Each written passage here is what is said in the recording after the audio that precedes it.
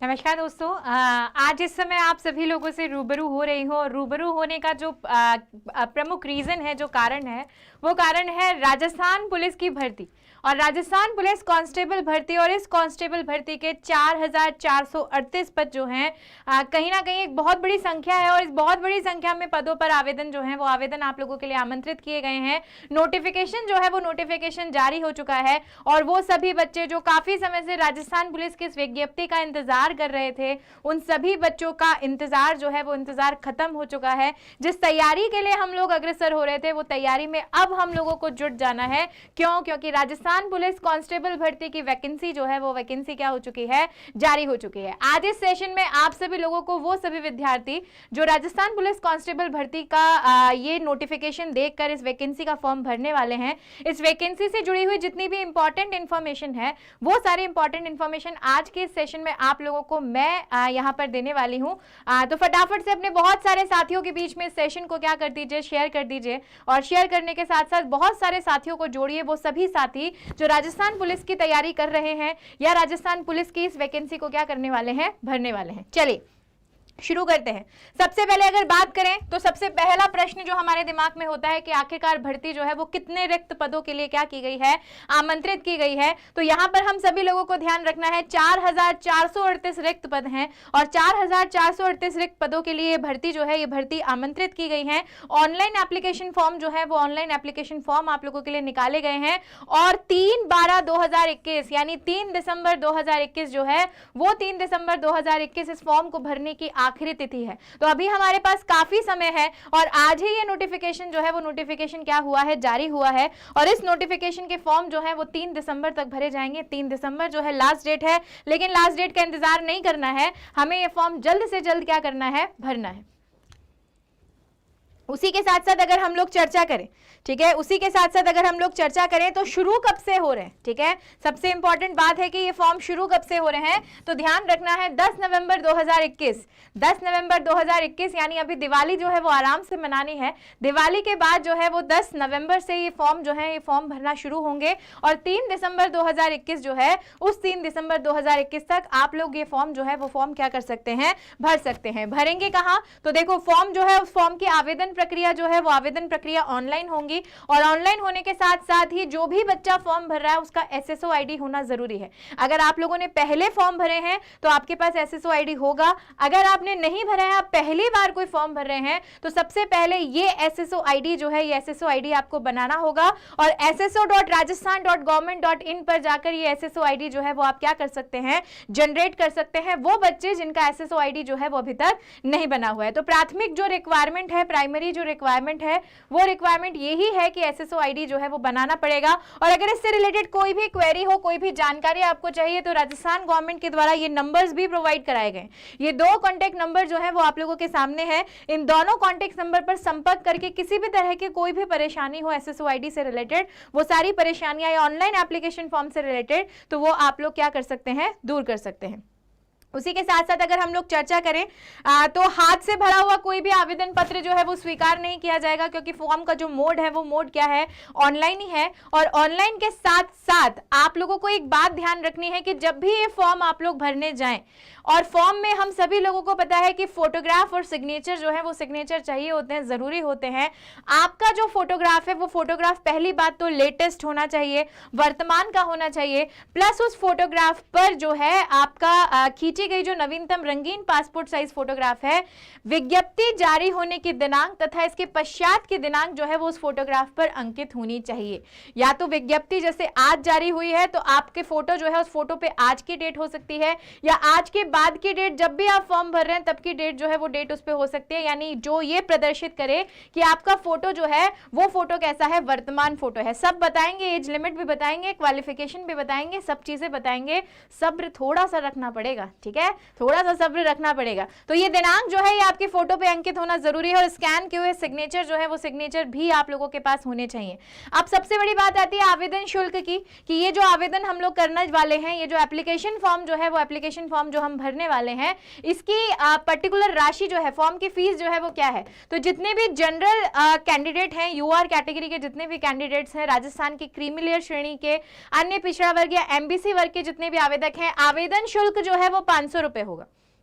General के लिए आवेदन शुल्क जो है वो कितना होगा, 500 रुपए होगा। और उसी के विपरीत जितने भी आर्थिक पिछड़ा वर्ग या नॉन क्रीमी लेयर वर्ग श्रेणी के जितने भी लोग हैं, अनुसूचित जाति जनजातियों के, एमबीसी वर्ग के, इन सभी की जिनकी आय 2.5 लाख रुपए से क्या है, कम है, ठीक है, या जिनकी आय जो है वो 2.5 लाख रुपए से क्या है, कम है, वो सभी लोग जो है, उन सभी लोगों के लिए आवेदन जो है वो आवेदन कितने रुपए होगा, 400 रुपए होगा, ठीक है। आवेदन शुल्क जो है वो कितने रुपए होगा, 400 रुपए होगा। और उसी के साथ साथ अगर कोई भी बच्चा जो है वो राजस्थान से बाहर का है और राजस्थान पुलिस कांस्टेबल के लिए क्या करना चाहता है, आवेदन करना चाहता है, तो उसके लिए, ठीक है, उसके लिए जो शुल्क है वो शुल्क कितना दे होगा, 500 रुपए शुल्क जो है वो 500 रुपए शुल्क देना होगा। तो दो ही कैटेगरी है, एक 500 एक 400। जनरल के लिए 500 रखा गया और उसके अलावा जितनी भी कैटेगरी है जिनकी पारिवारिक आय 2.5 लाख से कम है उनके लिए 400 जो है वो 400 ये रखा गया है, ठीक है। उसी के साथ साथ प्रवेश पत्र की बात की गई है। प्रवेश पत्र सब आप लोगों के पास बाद में जैसे फॉर्म भरेंगे, जब भी एग्जाम की डेट आएगी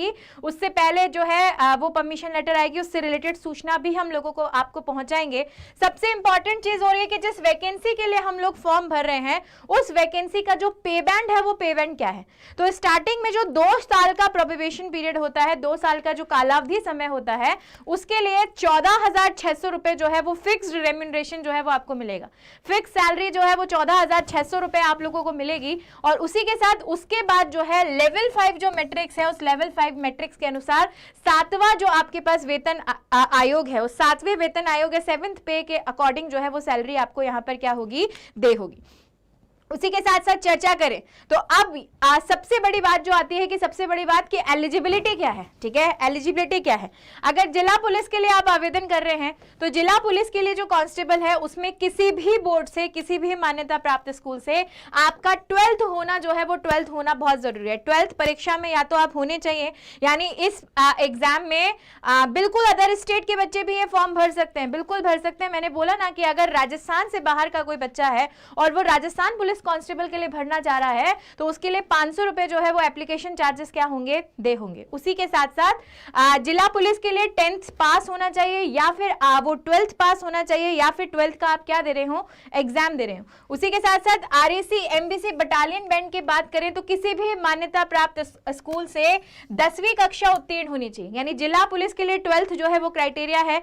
और अगर आप लोग बात करें एमबीसी बटालियन बैंड की तो 10वीं कक्षा पास होनी चाहिए। और पुलिस दूरसंचार जो है, इस दूरसंचार में आपके पास 12th में फिजिक्स, मैथ्स या कंप्यूटर, फिजिक्स तो होनी चाहिए लेकिन फिजिक्स के साथ मैथ्स या कंप्यूटर जो है वो मैथ्स या कंप्यूटर विज्ञान विषय में आपके पास होना चाहिए। या तो आपने इन विषयों से 12th पास कर ली है या फिर इसी साल जो है वो इसी साल आप लोग 12th का क्या देने वाले हैं, एग्जाम देने वाले हैं। दोनों ही लोग जो है वो दोनों ही लोग इसके लिए क्या है, एलिजिबल हैं। यानी जो अभ्यर्थी न्यूनतम शैक्षणिक योग्यता की निर्धारित परीक्षा में अध्ययनरत हैं वो सारे विद्यार्थी जो है वो सारे विद्यार्थी भी इस फॉर्म को क्या कर सकते हैं, भर सकते हैं, ठीक है।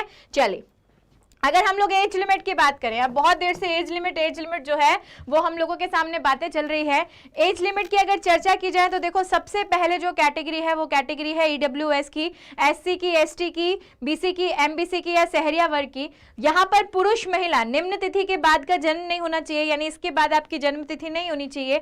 ये जो है ये आपकी अधिकतम आयु है और न्यूनतम आयु जो है वो न्यूनतम आयु आप लोगों को यहाँ पर दे रखी है। तो पहला वर्ग जो है वो पहला वर्ग एससी, एसटी, बीसी, एमबीसी वर्ग है और दूसरा वर्ग जो है वो राज्य सरकार के कर्मचारियों से संबंधित आशार्थियों और कर्तव्य की पालना करते हुए मारे गए मृत पुलिस अधिकारी या कर्मचारियों के जो आश्रित हैं, ठीक है, जो पहले राजस्थान पुलिस में अपनी सेवाएं दे चुकी हैं, ऐसे सभी पुलिस कर्मियों के, जो पुलिसकर्मी राजस्थान पुलिस की किसी घटना में मारे गए हैं और उनके जो आश्रित हैं यानी उनके जो बच्चे हैं वो भी इस फॉर्म को भर सकते हैं और उनके लिए भी एज लिमिट जो है वो एज लिमिट यहाँ पर दी हुई है। ये आपकी मैक्सिमम लिमिट है, ये आपकी मिनिमम लिमिट है और इन दोनों ही लिमिट में अगर आपका जन्म आता है तो आप फिर ये फॉर्म क्या कर सकते हैं, भर सकते हैं। यहाँ पर एज लिमिट का क्राइटेरिया 1/1/2004 के बाद आपका जन्म नहीं होना चाहिए। पुरुष के लिए 2/1/95 1995 में जो है उस 1995 से पहले का जन्म नहीं होना चाहिए और महिलाओं के लिए 90 जो है उस 90 से पहले का जन्म जो है वो जन्म नहीं होना चाहिए, ठीक है। तो ये चीजें भी हम लोगों को ध्यान रखनी है। अब देखो यहाँ पर शारीरिक मापदंडों की भी बात की गई है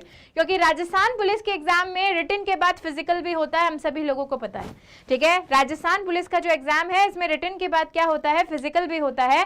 तो न्यूनतम ऊंचाई पुरुषों के लिए 168 सेंटीमीटर और अगर कोई भी लड़की आवेदन कर रही है महिला है तो 152 सेंटीमीटर जो है वो 152 सेंटीमीटर न्यूनतम ऊंचाई है। अगर आपकी हाइट इतनी है तो ही आप अप्लाई कीजिए, क्योंकि अगर आपकी हाइट इतनी नहीं है तो क्रिटेन क्लियर करने के बाद भी फिजिकल जो है फिजिकल से क्या हो जाएंगे, बाहर हो जाएंगे। तो 168 सेंटीमीटर मिनिमम, और लड़कियों के लिए 152 सेंटीमीटर न्यूनतम सीना बिना फुलाने पर, ये सारी माप दे रखी है। लड़कियों के लिए इसका कोई क्राइटेरिया नहीं है। और वजन जो है उस वजन में पुरुषों के ऊपर कोई वजन लागू नहीं किया गया है, कोई लिमिट नहीं है। लेकिन महिलाएं जो है उन महिलाओं के लिए 37.5 किलो वजन होना जो है वो 37.5 किलो वजन होना क्या है, जरूरी है। ठीक है, 37.5 किलो वजन होना जो है वो 37.5 किलो वजन होना क्या है, जरूरी है, ये ध्यान रखना है।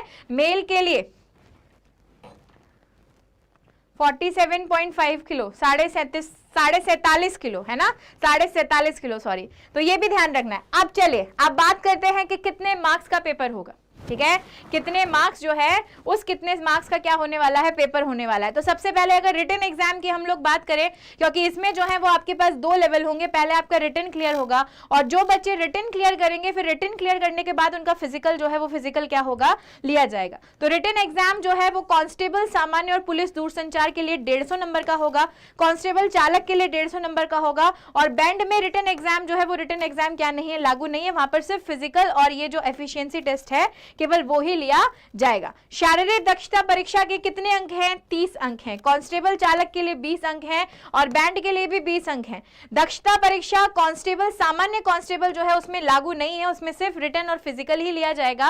कांस्टेबल चालक में 30 नंबर जो है वो 30 नंबर दक्षता परीक्षा के हैं, और बैंड जो है उस बैंड में 30 नंबर जो है वो भी किसके हैं, दक्षता परीक्षा के हैं। और विशेष योग्यता जहां पर एनसीसी, होमगार्ड, पुलिस संबंधित डिप्लोमा, उपाधि प्राप्त प्रमाण पत्र के आधार पर जो अंक आवंटित किए जाने हैं उसमें सामान्य कांस्टेबल में 20 अंक हैं और इन दोनों में ये लागू नहीं हो रहे हैं। तो ऐसे करके टोटल अगर हम रिटन एग्जाम की बात करें सबसे पहले, क्योंकि वो सब तो बाद की बात है, फिजिकल क्लियर होगा या एफिशिएंसी टेस्ट देना पड़ेगा, लेकिन सबसे पहले अगर रिटन की अगर हम लोग यहां पर बात करें तो रिटन जो है वो रिटन आपका 150 नंबर पे 150 नंबर का होगा, जिस पर सबसे पहले हमें फोकस करने की जरूरत है। ठीक है, जिस पर सबसे पहले हमें फोकस करने की जरूरत है। प्लस आपके रिटन में कौन कौन से सब्जेक्ट आएंगे, आपका जो रिटन है इस रिटन में कौन कौन से सब्जेक्ट आएंगे।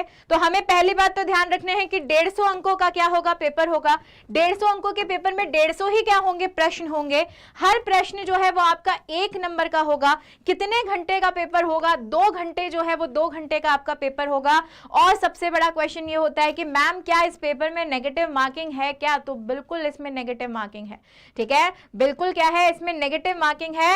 1/4 मार्क्स जो है 25%, यानी 1 नंबर का क्वेश्चन है तो ये मान के चलो कि चौथाई अंक जो है वो चौथाई अंक आंसर गलत होने पर आप लोगों का क्या किया जाएगा, काटा जाएगा। ठीक है, वो चौथाई अंक जो है वो चौथाई अंक आप लोगों का काटा जाएगा। अब इसमें देखो 60 प्रश्न जो है वो 60 प्रश्न किसके आने वाले हैं, वो 60 प्रश्न आने वाले हैं रीजनिंग के और कंप्यूटर के।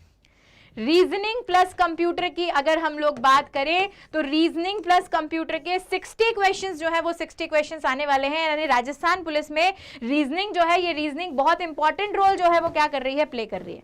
ठीक है, उसी के साथ साथ अगर हम लोग बात करें तो सामान्य ज्ञान, सामान्य विज्ञान, सामाजिक विज्ञान और जितने भी समसामयिक विषय हैं, करंट अफेयर्स हैं, ठीक है, उसके 35 क्वेश्चंस जो है वो 35 क्वेश्चंस आएंगे। और ये 35 क्वेश्चन जो है ये 35 ही किसके होंगे, मार्क्स के होंगे।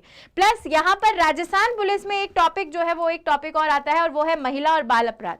और ये जो महिला और बाल अपराध है इसमें 10 प्रश्न होंगे और 10 प्रश्न जो है वो कितने अंक के होंगे, 10 अंक के होंगे। और जहां पर बात करते हैं तो क्योंकि राजस्थान कांस्टेबल की परीक्षा है तो राजस्थान जीके जो है वो राजस्थान जीके आना क्या है, स्वाभाविक है।